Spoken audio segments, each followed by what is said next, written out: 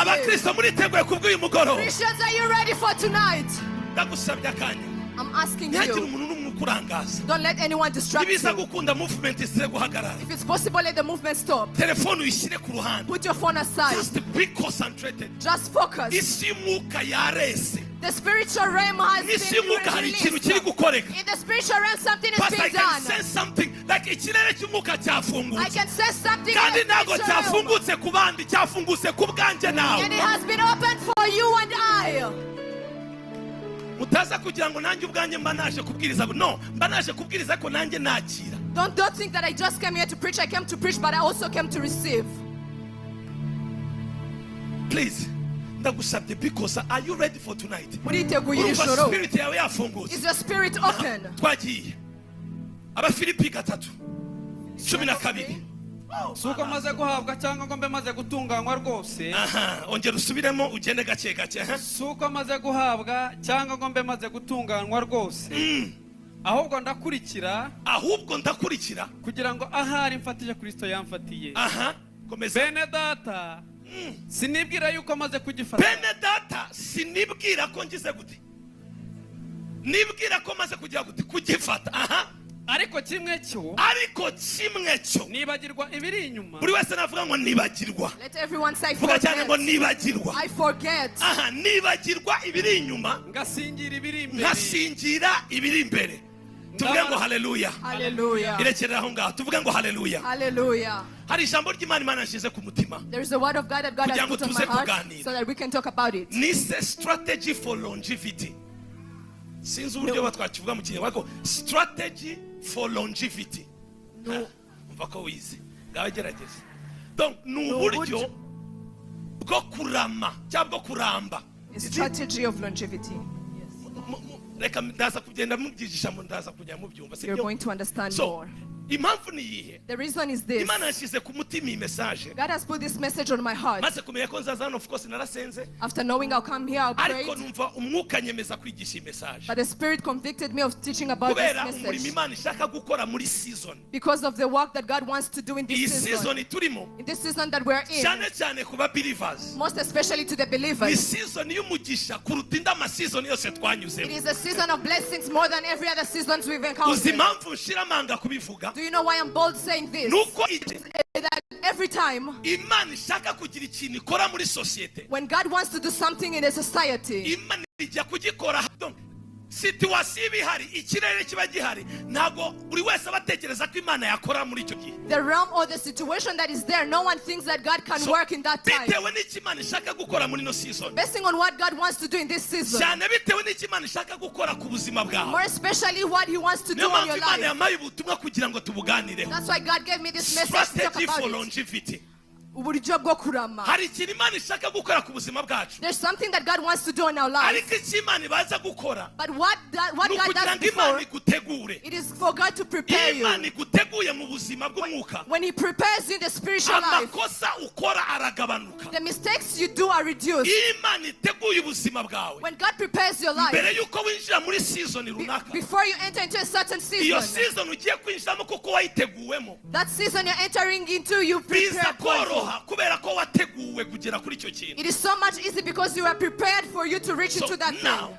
muri no season dore ikintu Imana iri gukora, In this season, God is iri doing this. guhagurutsa champions in the kingdom. He's raising up champions in His Imana iri kingdom. guhagurutsa intwari muri no bwami bw'Imana. He's raising up champions in Imana His iri kingdom. guhagurutsa abami, Imana iri guhagurutsa ingabo zigiye kunyeganyeza zikazana ubwami bw'Imana ku isi. He's raising up the nation and the army that is going to bring up ariko revival in izo the ngabo world. Imana igiye guhagurutsa But the army that He's going to rise, birasaba ko ziba well equipped, it requires itegura them neza. it requires them to be well prepared. So mu yandi magambo, In other words, Imana yanyohereje hano God sent me kugira ngo here abwire ko Imana muri mu ngabo Imana yateguye gutoranya To tell you kugira ngo muhindura ibintu byinshi mu muryango wanyu, mu gihugu cyanyu, cyacu mu izina rya to Yesu. tell you that you're among the army that God has chosen to change things in your life and in your family. Ubyizeye vuga ngo amen. If you believe that, say amen. Ubyizeye vuga cyane ngo amen. If you believe that, say Ikindi amen. gikomeye, Another great thing, usanga abantu benshi, you find many people, usanga abantu benshi you find many people, hari ibintu babamo they live in some things ugasanga ntibihinduka, and it does not change. ugasanga ubuzima wari urimo mu myaka 5 And you find the life you are living 5 years nibwo buzima ago, uyu munsi ukirimo. it is the same life that you're still living in. Wacekinga ubuzima bwawe When you check all your life ugasanga ikintu gikura cyonyine and you find the only thing that ni grows, imyaka. it is your age. Success zero,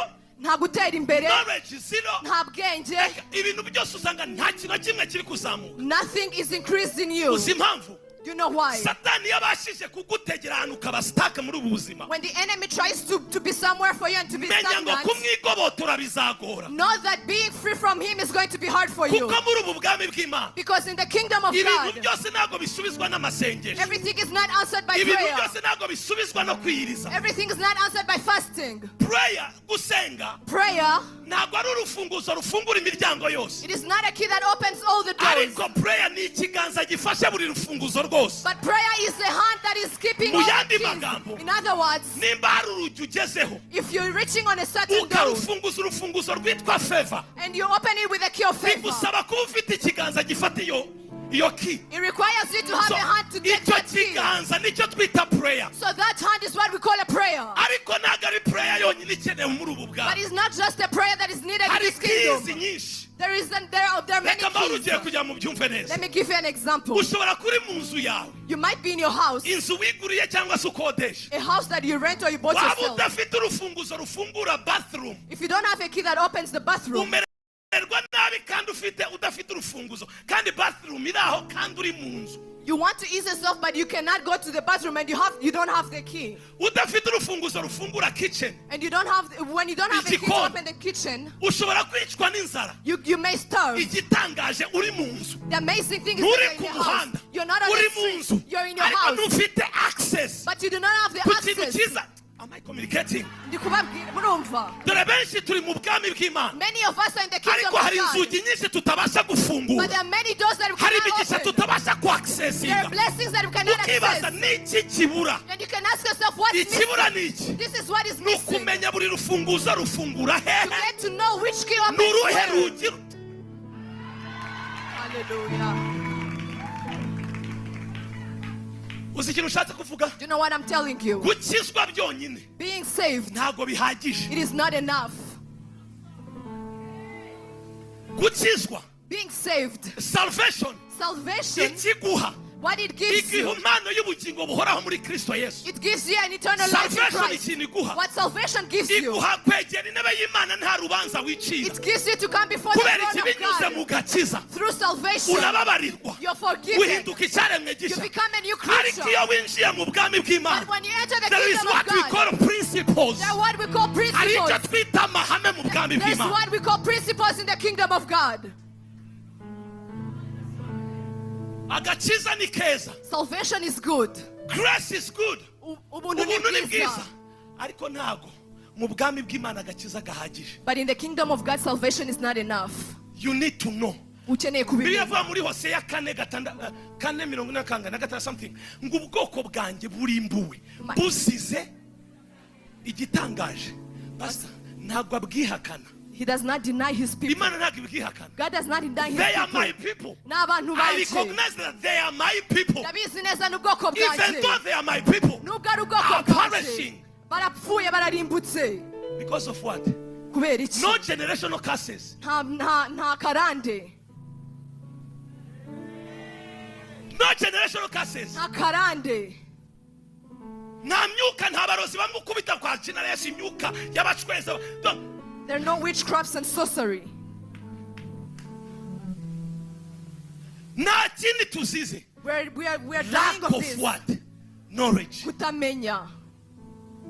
That's why Niyo mpamvu. Yesu yasize ashinze church. When Jesus left, he left the church. Abakristo benshi kimbabaza. Many Christians, Tuza guterana. we came Ariko together, ntabwo tumenya umumaro w'itorero n'iki mu buzima bw'abantu. but we do not know the reason of the church. Imana iduha abashumba. God gives us Ariko pastors, mutekereza ko ari ibintu biri aho tu. but you just take it for granted. Iyo usomye Pastor Yeremiya In 3:15, Jeremiah 3:35, Yeremiya 3:15. Jeremiah, Biravuga ngo, the Bible I says, will give you pastors nzabaha abashumba according to mine heart. bajyanye n'umutima They shall wanjye, feed you. bazabagaburira. Umuntu wicaye kuri scriptures dukorane vuba vuba. Nkunda iyo musize scriptures biba byiza cyane. And I will give you shepherds according to my heart, who will feed you. Are you getting my point? Muri kubyumva? Imana izaduha abacumba. God is going to give us shepherds, Apana kubaza batazadusura mu rugo. not the ones to visit us at home. Batazaturirimbira ngo happy birthday. They're not going to sing us happy birthday. Batazaduselebratinga biri aho ngaho. Ahubwo inshingano yabo nyamukuru nukutugaburira, The main nukutufeedinga with a spiritual food. Their main role is to feed us n'ibiryo by'umwuka. Dore ikintu abashumba meni dufite. This is what the pastors Reba meni need to do. dufite. Who will feed you knowledge and what? This is our menu. Iyi ni yacu. Menu yacu kuba pasiteri yagusura ni inyongera ku cyo yagombaga kuguha. The pastor- Ntabwo ari itegeko kugusura. It is not a must for a pastor to visit you. It is an addition to what he does. Am I communicating? Ese ndi kuvugana n'abantu. Kuba pasiteri yagusura. The fact that a pastor can visit Basi you. yose dufite abakristo bari kuva mu machurches. Bapasiteri ntabwo batwitayeho. Today we have Ntabwo Christians. badusura. Inshingano y'abapasiteri ntabwo ari ukugusura. The main role of the pastor is not Umugaburire to kawunga visit you. n'inyama, no. Inshingano yabo ya mbere. Their main role It's to is feed your spirit. ukugaburira umwuka wawe. Ibindi kubikora ni byiza ntabwo mbyanze munyumve neza. Them doing that, it is good. I'm not denying it, but it's not their role. Umuntu ugasanga ari kuvanwa mu itorero. Narabyaye ntibampemba. A person departs from a church and they say, I gave birth and they did not come to Narabyaye visit ntibaguhe. me. Imana ishimwe ko naho ngo wowe wabyaye. Praise be to God that you gave birth. Narabyaye ntibampemba kubw'iyo mpamvu sinzasubirayo. None se kuturenganya nitwe twaguteye inda.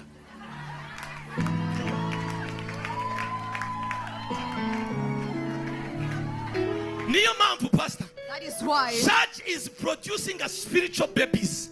itorero ririmo rirabyara abana Itorero riri b'umwuka. kurera, riri gukuza abana bataruzura mu buryo bw'umwuka mu kigero gishyitse. The church is nurturing up Kubera iki? babies in the spirit. Church twayigize sociale. We have made This the is church not a social place of place. social.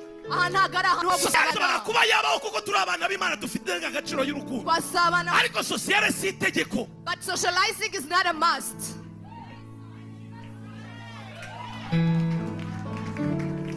Icyo ukeneye number one. What you need, Igihe kirageze bakristo. time has come, Christians. Twiga gushyiraho priority n'iki gikenewe kuruta ibindi. We learn how to Gusurwa ni the byiza. priorities. Ariko kugaburira umwuka wawe nicyo gikenewe cyane kuruta ibindi. Feeding your spirit is much more needed than visiting you in your house. Niyo mpamvu uyu munsi dufite abakristo. That's why today we have Baba bebe Christians. spirituel. There are babies in the spirit. Avec what? Bavette. Agafaransa turakavuga. Moshe. Levi ntacyo washobora iki gifaransa. Tuzamure ibiganza tuvuge ngo haleluya. Hallelujah. Reka musabe ikintu. Let me ask you something. Va mu marangamutima. Come out of Mu emotions. gihe umushumba kugaburira. When the pastor is Mu gihe feeding aguha you, inyigisho zikagukuza. when he's nurturing That you with the is scriptures, enough. ibyo birahagije. Niyo mpamvu ushaka kubabwira iki kintu. That's why I want to tell you this. Bene data abakristo b'iri torero. Brethren of this Mufite church, umugisha kuba mufite ababyeyi nk'abo bashobora kubafeedinga Yo- ku manywa na nijoro, ku manywa na nijoro. you're lucky enough to have pastors who feed you day and night. Ikibazo nuko mwambaye ikirezi ntimumenya ko uwo mugani nubaho. Ikibazo si ukubimenya. Ikibazo how many people bazi icyo kintu bazi kuva ariwe. Inzu y'Imana. Paul abwira Timoteyo ikintu gikomeye. Paul told Timoteyo wa mbere 15. Timothy 1:15. Aravuga ngo the house of God. Itorero ry'Imana biya kandi biya. Itorero ry'Imana ihoraho ari nayo nkingi y'ukuri. Mu cyongereza rivuga neza. Please. Nabona King James version. The church of the living God. The pillar and the ground of what? This is the ground of the truth. Aha niho uza ukumvira ahandi ibintu utakumva This ahandi. is the ground of the truth. Aha niho That havugirwa ukuri. this is where the truth is spoken That's why from. ugomba kwitabira amateraniro from Monday to Sunday. Kubera iki? Kubera ko nibyo bintu niho wungukira ubwenge utakura ahandi, niho wumvira ukuri utakumva ahandi. That's why you have to gather from Monday to Sunday, because that's where you're going to get the truth that you cannot get from any other place. Mana yanjye hano nahisanze gute? Turi gufashwa? Are you being blessed? Bakristo mbasaba iki kintu. Let me ask you this. Mwemere kurerwa. Allow yourself to be nurtured. Kanagera kure. So now, Paul ari kwigisha itorero. Paul is teaching the church of the Philippians. Ibice 3:12. 3:12. Cyane umurongo wa 13. Avuga ikintu gikomeye. He says something great. Aravuga ngo sinibwira ko bene data maze kugira kucyongeraho kugifata, ariko kimwe cyo nkora nibagirwa ibiri inyuma nkasingira iki ibiri imbere. Mbere ko twinjira deep hano, Before we go deeper ndagira ngo here, buri wese atekereze. let everyone think. Ninde uri kuvuga aya magambo? Who is saying these words? Ni umugabo witwa Paul. He is a man called Now, Paul. who is Paul? Paul Ninde. A mighty man of God. Numugabo w'Imana Umugabo wanditse ukomeye. inzandiko 13 za A Bibiliya. man who wrote 13 books in the Umugabo Bible. wahuye na Yesu life. A man that encountered Jesus Umugabo live. wagize impact kurusha ababanye na A Yesu. man that had an impact more than those who lived with Jesus. Pastor Arako nasomye ndatangara. Reba Petero yabanye na Yesu for 3 years and a half. Ariko igitangaje, But what is amazing, Paul ntibyasabye kubana na Yesu. it did not require him to live with Byasabye Jesus. guhura nawe once. It required him to That's it. encounter